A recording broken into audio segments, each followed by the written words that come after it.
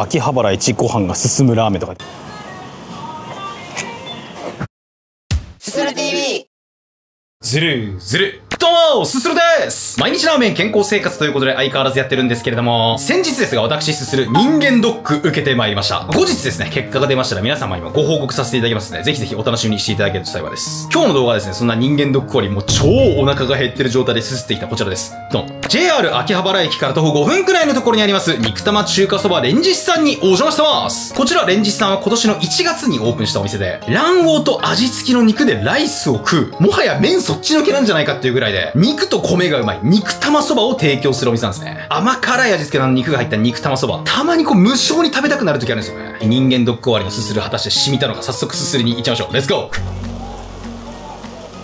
というわけで秋葉原駅からお送りしております。本日はどぎつい雨、もうマジ梅雨ど真ん中みたいなえぐい雨降ってるんですけど、本日人間ドックに行ってまいりました。およそ2年ぶりぐらいかな。久しぶりに測定だったんで、もうやっぱ胃カメラが本当にきつい。もうマジできつい。ちょっとまだ麻酔残ってるんで、ちょっと近場で休憩してから麻酔が完全に抜けてからね、ラーメンすすりに行きたいと思ってます。とりあえずお店の方面に向かっていきましょう。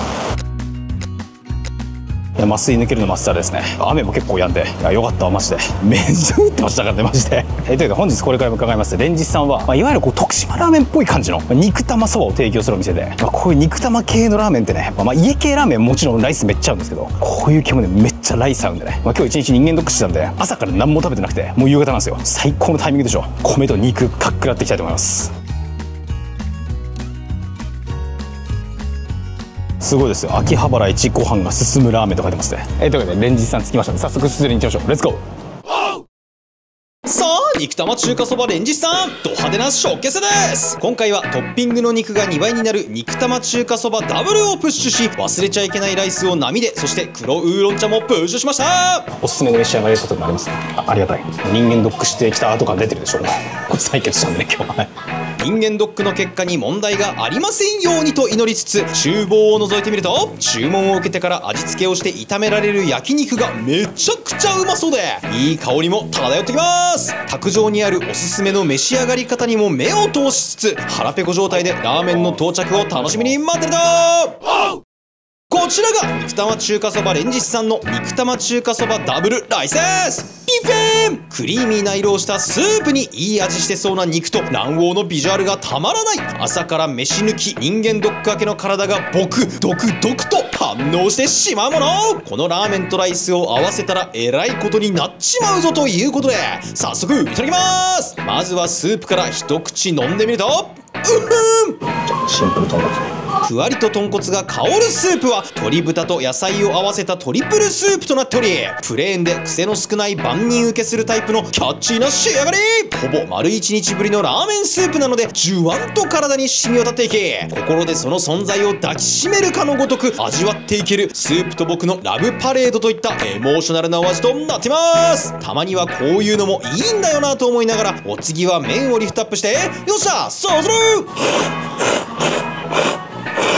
アピーン。丸みを帯びた中太麺はタピオカ粉が練り込まれているとのことで、もちっとした食感ですすり応えも上々な、これまた万人に受け入れられそうな癖のない美味しさ。麺をすするのも久しぶりなので、すすり方を忘れてしまっていたらどうしようという不安も少々ありましたが、問題なくすすることができて、とりあえず一安心。すするがすするであるためにはすすり続けなきゃならないってことを改めて実感しつつ、麺に肉を絡めたりしながらズバズバすすっていきます。肉めっちゃうまい。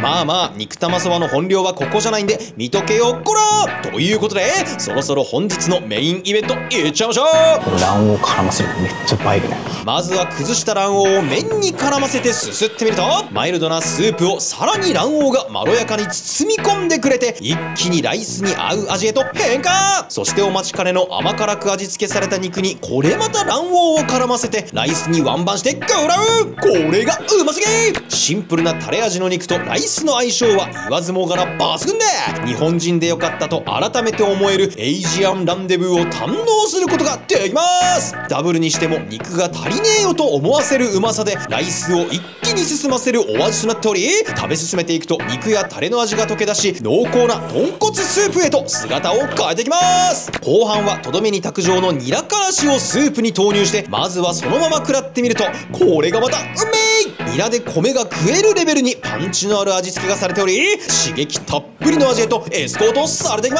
す。序盤のプレーンな状態のスープから徐々に肉の味が溶け出していく味の変化も楽しむことができ、卓上調味料による味変も合わせて、最後は全く表情の変わったスープを味わいながら大満足で完食です。大変美味しくすすれました。やっぱりなんやかんやで肉とライスはうまいよなと思わせてくれる人間ドック後の体に染み渡る一杯でした。それではごそれ。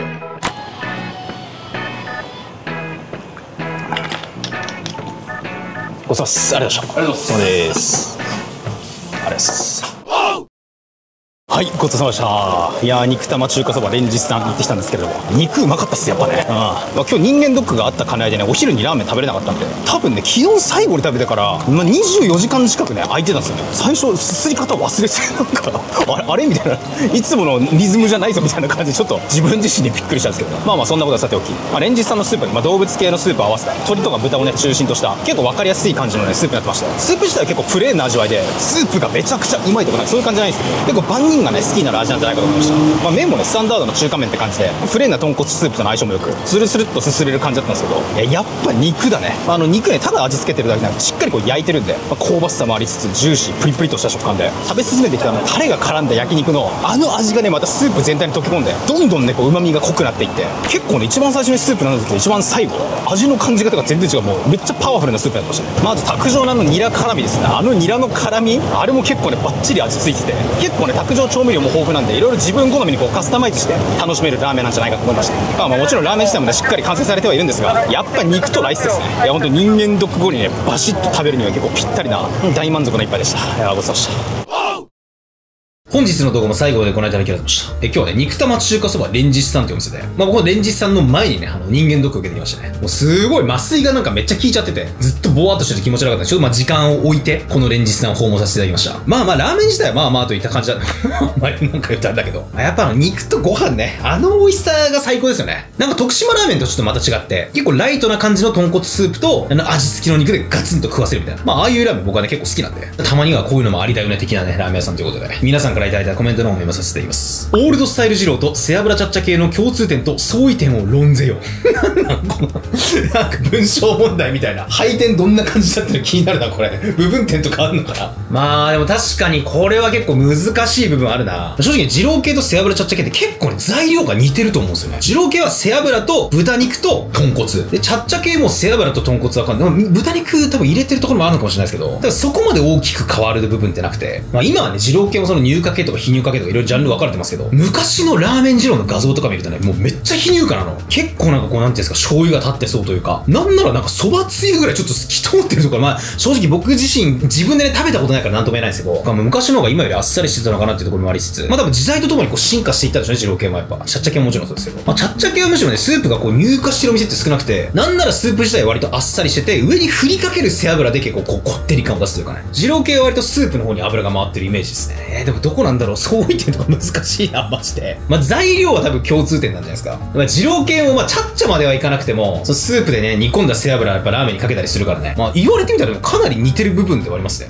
本当にトッピングの部分とか、醤油か、返しとかも結構違うと思いますし、あと麺の感じとかね。そうだな、二郎系は割とスープ自体でこってり感を出すのに対して、チャッチャ系は上に振りかける背脂でこってり感を出すんで、ちょっとなんか、うまく答えられてるのかわからんって、本当に。ことオールドスタイルに限って言ったら、そこまで大きな違いはないのかもしれない。背脂の粒の大きさとかもちろん違うけど、やっぱチャッチャ系はこう細かいザルでね、こう、こしてチャッチするんで、背脂の粒はめちゃくちゃ細かいですよね、でもね。推しは押せるときに押せとはよく言われるけど、ラーメン屋さんもそうなんよね。しかも大抵突然閉店するものからマジで後悔しないようにしたと。ワインお気に入りだったナンバのドカ盛りマッチョも突然 X で閉店の情報流れてきて、結局裁縫できないまま終わってしまったということで。いや、そうなんですよ。この間もちょっと話したかもしれないけど、ワスザメルシが閉店とか、結構ね、閉店とか移転の流れ、ここ1年ぐらいで本当によく聞くようになったな。店主さんが高齢者で後継ぎの方がいらっしゃらないとかね。そういったところも結構ね、長く続いた飲食店なのに、あんなに通ってたのに、みたいなね。そういうのが起きてしまう原因の一つではあると思うんですけど。でもね、その閉店が決まってから、うわー、あそこ閉店残念だなとかって、なんか、うわーって結構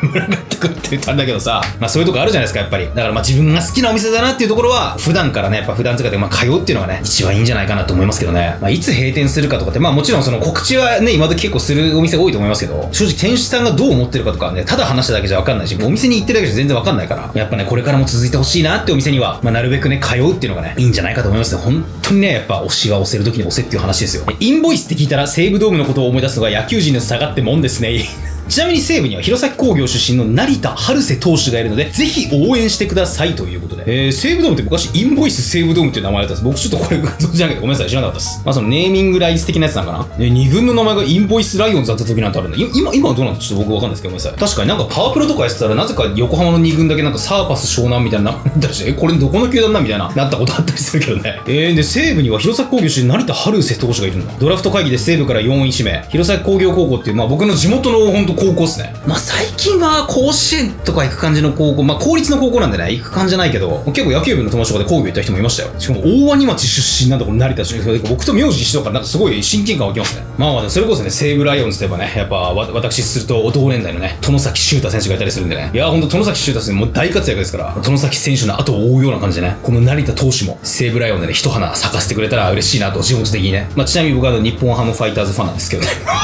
ということで本日の最後までご覧いただきありがとうございました。よろしければチャンネル登録、高評価、そしてコメントもしていただけると大変嬉しく思いますので、よろしくお願いいたしますということで。こそれ。それではするの公式キャッチフレーズ。肉玉中華そばレンジさん。肉玉ライスはジャスティスやー。やっぱ肉と米の相性は最高だよね。